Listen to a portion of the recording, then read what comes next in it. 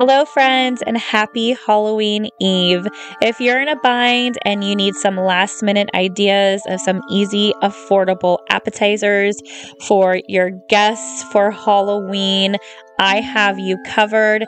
They are affordable and very simple. I started making these after I got off of work at 5 o'clock, and they were ready at 7 o'clock. I fed about 8 people, and it was a hit. This morning, I started out by preparing my eggs. So I hard-boiled some eggs, and now what I'm doing is lightly cracking the shells.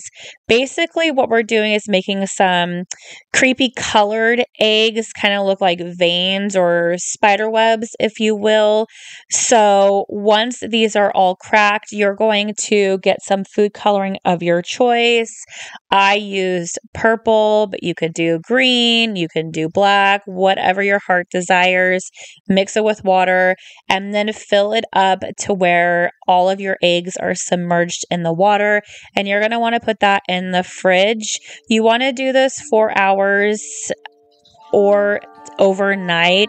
I did mine for about 8 hours and they turned out absolutely perfect. And when they're all finished, you will have the coolest looking deviled eggs. Whatever I can make ahead or get prepared previous, I'm going to do that. So basically, I have some Halloween cookie cutters. One is a jack-o'-lantern, another one is a ghost, and I have some pre-made pizza crust. You can use the kind that you bake, but I wanted to be super simple where I didn't have to really cook much.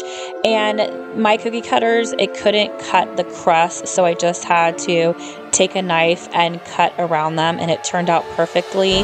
Now, if you're going to do that beforehand, make sure to put the crust in an airtight container, otherwise they'll get crusty, and set those aside.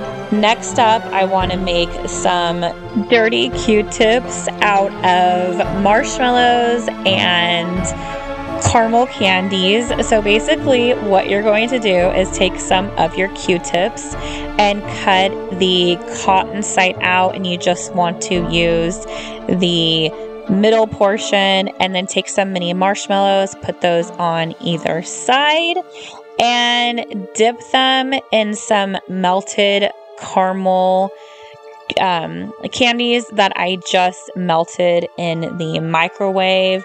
This was super easy. I was having some trouble with the caramel setting up super fast. This was my first time making it. I'm not sure how to get around that, but it did take a bit more time than I thought it would. But let me tell you, everybody loved these, and they gobble them up so fast. I should have made more, but I thought maybe these were going to be the least popular out of everything, but they turned out to be the most. They look super real. My nephew was grossing out on them. It was cracking me up. And if you gross out on using the real Q-tips cut in half, me, for one, all of my stuff is clean and disinfected, including my hands and my scissors. But I suppose you could use maybe pretzels or some sort of other candy that's longer, but I really wanted to give it a real effect, and so this is what I did. And it is just my family and friends. They don't mind that I'm touching the food. They touch their food when I go over to eat at their house as well. We're all nice and clean.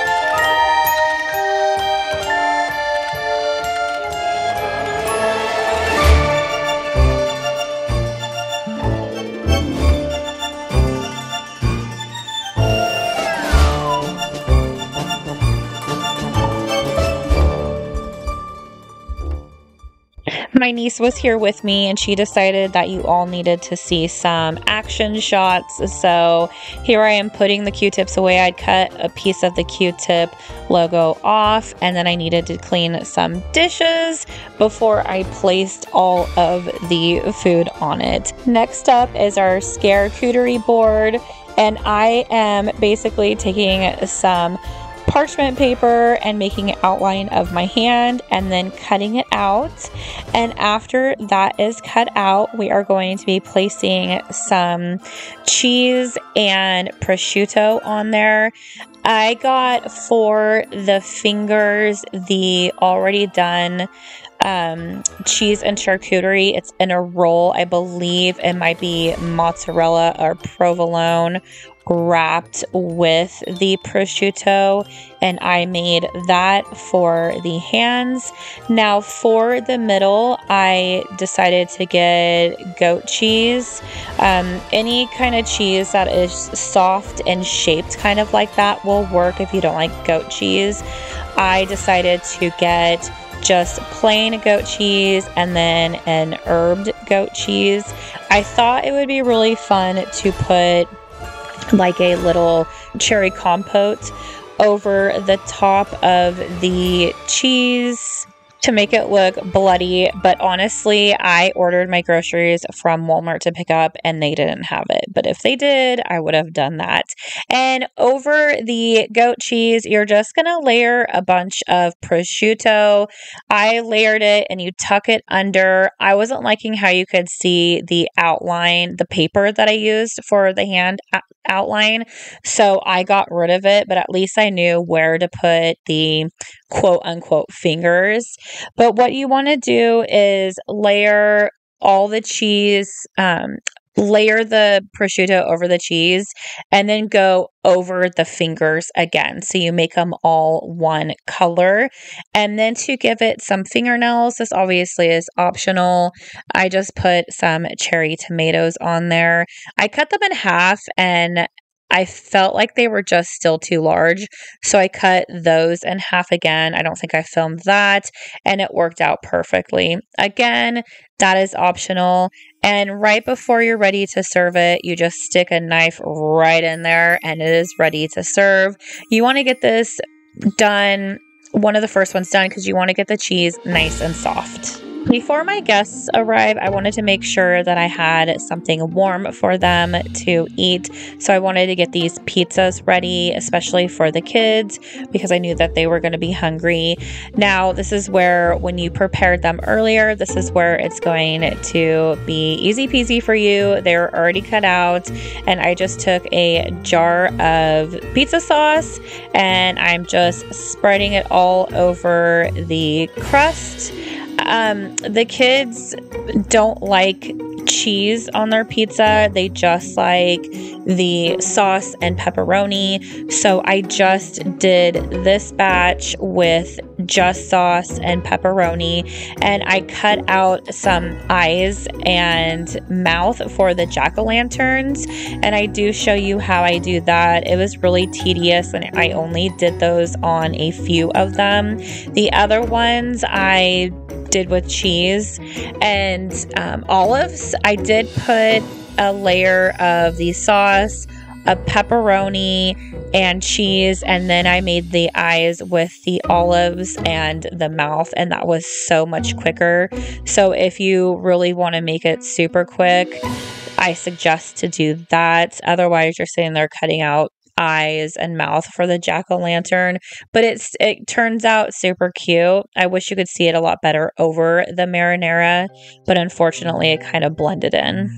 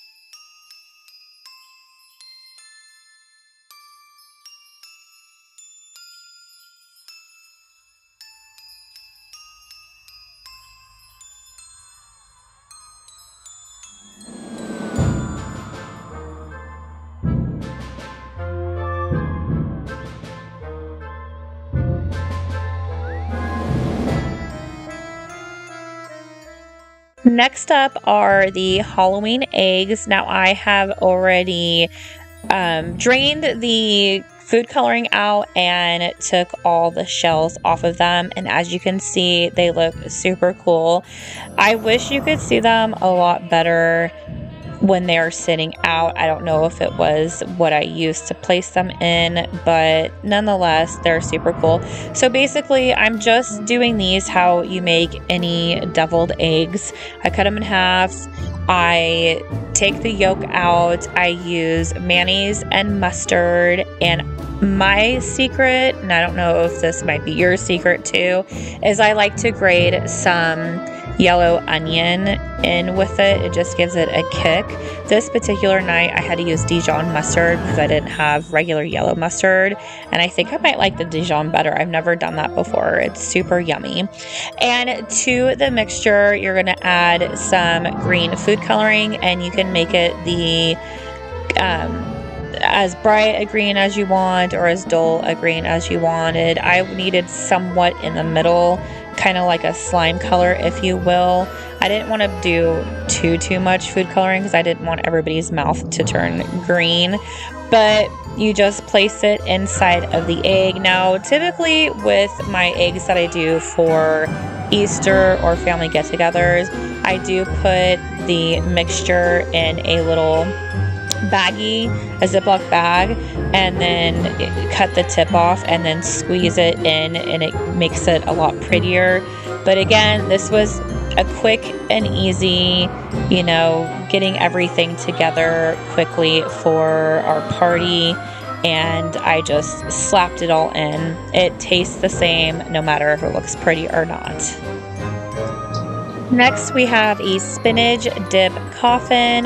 I just bought a roll at the supermarket, and basically what you want to do is cut every side except one side because you're making a coffin, so you still want the top of the bread to stick together, and you're going to hollow out the bottom of the bread to make room for a skeleton. Now, I had either a skeleton that was too big or too small. I decided to use the one that was too big because the too small one looked honestly ridiculous. But it just goes to show, just use whatever you have. It is okay. It's Halloween. It's supposed to be cheesy and fun and scary. And the bigger one, it turned out super cool. Everybody was laughing at it. And don't worry, again, I washed the skeleton with soap and hot water, so it was completely fine. I bought these tortilla chips that were already done from Walmart. They are their Halloween kind, so they are purple and orange, and this just turned out so cute. The spinach dip that I used, I had pre-made for a football party video that I did about a month or so ago, and then I just froze it. I unfroze this one, plopped it in the microwave, zapped it up to warm it up, poured it over the skeleton, and that was it. If you don't want to make your own, buy it at the grocery store, put it in the microwave, heat it up, and voila, you're all done. Now, I know my family really well, and I knew that this was a must to make these mummy dogs. We always do little smokies for any get-together, either plain dipped in barbecue sauce or wrapped up.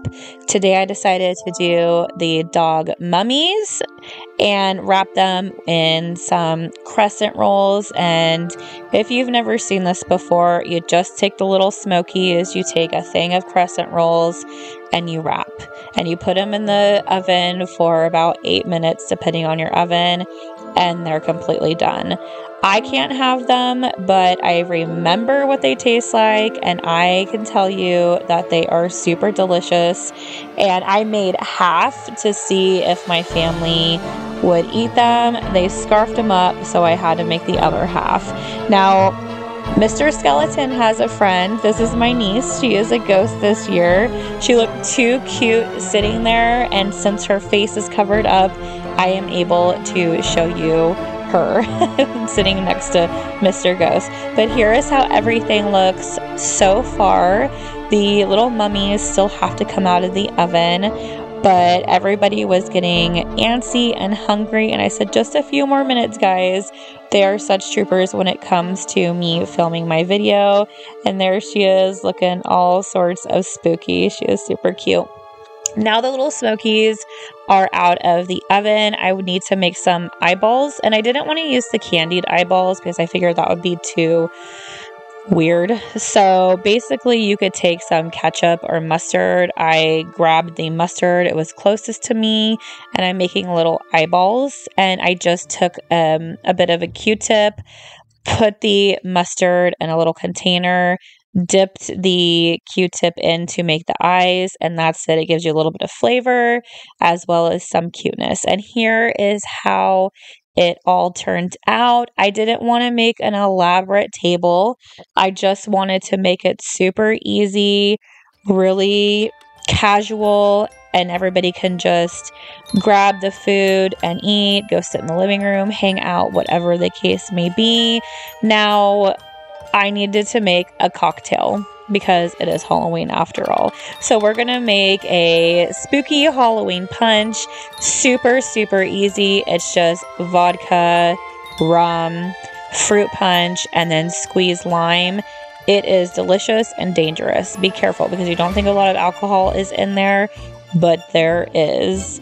Here is how it looks in the evening time. Now my lights are multicolored. This is the purple setting. It looks so cool in person and everybody was loving it. We have the spooky music going, and here is what is left over. After this, we were still picking, but basically this is what I had left over.